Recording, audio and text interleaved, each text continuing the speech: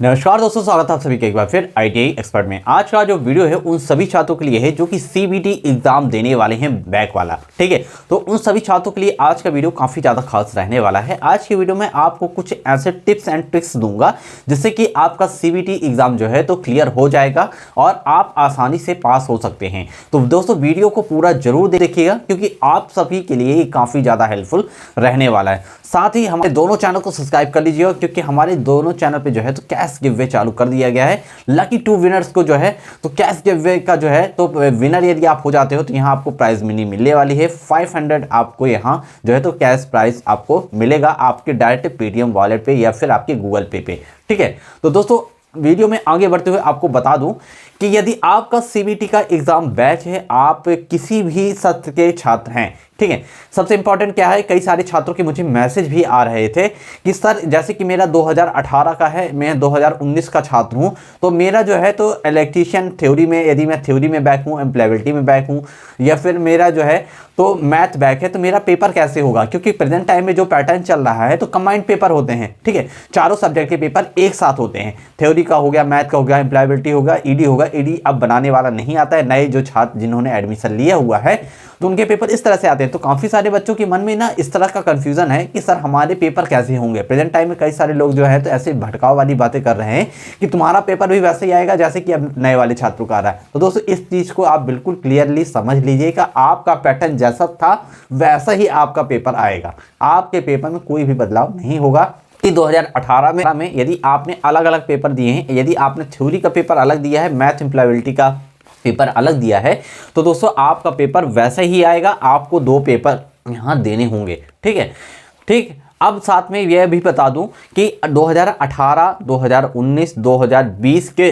जो छात्र हैं फर्स्ट ईयर वाले और सेकेंड ईयर वाले, ठीक है, तो उन छात्रों का पेपर जैसा उन्होंने रेगुलर पेपर दिया था सेम वैसा ही पेपर उनका आने वाला है। 2 पेपर में बैक हैं तो 2 पेपर उनको देने होंगे अलग अलग टाइम पे। ठीक, लेकिन 2020 सेकेंड ईयर, 2021 के जो छात्र हैं उनका जो पेपर होगा तो उनका पेपर कंबाइंड पेपर आएगा, फर्स्ट ईयर और सेकेंड ईयर दोनों का।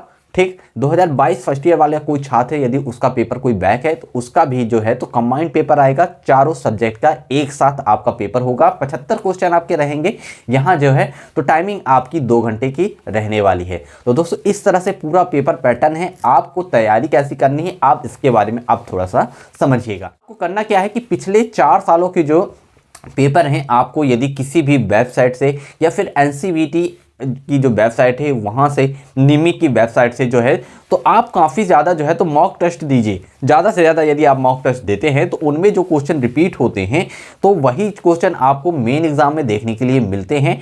क्योंकि कई सारे छात्र जो है तो सिर्फ उन्हीं मॉक टेस्ट को करके जाते हैं और उन्हीं मॉक टेस्ट की बदौलत वो पास हो जाते हैं। ठीक है, उनको एक्स्ट्रा कुछ नहीं पढ़ना पड़ता है। साथ में कई सारे छात्रों के पास जो है तो हैंडबुक होगी। हैंडबुक आप जानते होंगे कि जो आप पढ़ाई करते हैं ITI में तो हर एक टेट की एक हैंडबुक किसी न किसी प्रकाशन के द्वारा ऑल सब्जेक्ट की बनाई जाती है। उसमें जो है तो ऑब्जेक्टिव क्वेश्चन दिए रहते हैं। तो उन क्वेश्चनों को भी यदि आप तैयार कर लिए हो तो आपका पेपर यहाँ जो है तो क्लियर हो जाएगा। तो पेपर के लिए ज़्यादा आपको परेशान होने की ज़रूरत नहीं है। हाँ, लेकिन आपको पढ़ना होगा। मॉक टेस्ट से आप जो है तो आप में कॉन्फिडेंस लेवल बढ़ जाएगा। आपका जो है तो पेपर यहाँ ईजिली क्लियर हो जाएगा।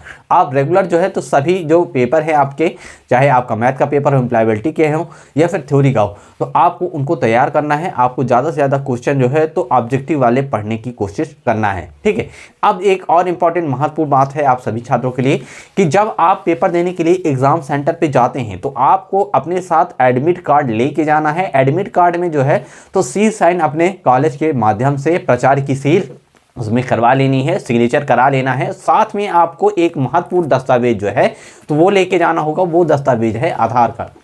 ठीक, क्योंकि कई सारे सेंटरों में जो है थंब इम्प्रेशन के द्वारा एंट्री दी जाती है तो वहाँ आपको क्या है कि थंब लगाना होगा। जैसे ही आप थंब लगाते हैं तो वो आधार से वेरीफाइड हो जाता है। इससे ये क्लियर हो जाता है कि ये वही छात्र है जिसका ये एडमिट कार्ड है। तो दोस्तों इस तरह से आपको एग्ज़ाम की तैयारी करनी है। ये डॉक्यूमेंट्स आपको लेके जाने हैं। आपके ऑनलाइन पेपर में जो है काफ़ी ज़्यादा आपको हेल्पफुल रहने वाले हैं। ठीक है, तो दोस्तों आई होप आज का जो वीडियो है आप सभी छात्रों के लिए जो है तो काफ़ी ज़्यादा खास रहा होगा। तो वीडियो को ज़्यादा से ज़्यादा लाइक करिए, सब्सक्राइब करिए चैनल को।